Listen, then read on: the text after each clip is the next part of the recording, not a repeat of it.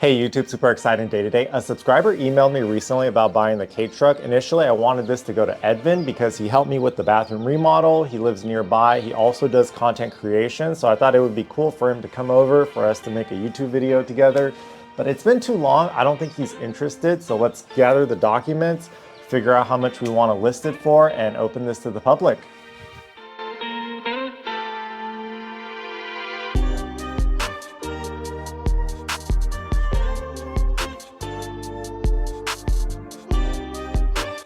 Okay, here's everything I have on it. Original envelope from Japan, bill of lading into Los Angeles, temporary registration, export certificate, additional information if I needed help getting it in.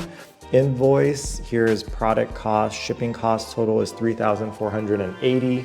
Arrival notice, go on a port and picking it up. Informal entry, customs and border, taxes and duty was another $400. That's how I got this bill of sale of $4,000.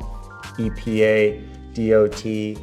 I don't know how much it was to get this Montana title, so I'm gonna look that up right now. Power of attorney. Let's do some more research.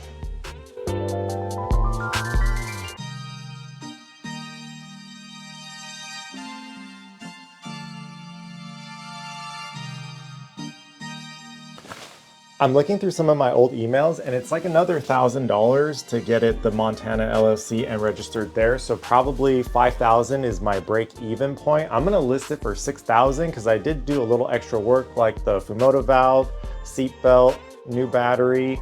None of those are really expensive, but it just gives me room for negotiation. But I'm probably pretty happy to let it go for 5,000. I'm gonna reach out to this subscriber to see if he wants it for that much. I'm definitely a little sad because I love the Kei truck, but with the divorce, my monthly mortgage is higher, so probably a good idea to get some cash. I should be more focused on serious stuff like, like asbestos abatement instead of fun side projects like the Kei truck.